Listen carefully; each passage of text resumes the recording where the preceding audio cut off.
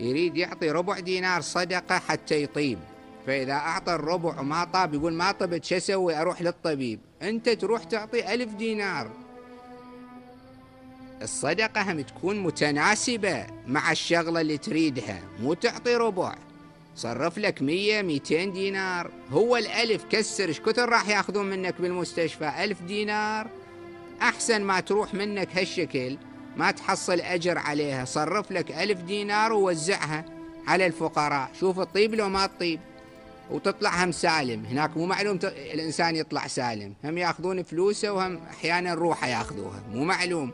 هذا يسلم بالنتيجة، يكون يحسب حسابه، لا يقول والله أعطيت دينارين صدقة وما حصلت فايدة، ما طبت، ويقوم يروح للمستشفى يدفع هالمبالغ. مناسبة الحكم والموضوع، هذه وحدة. مسألة الدواء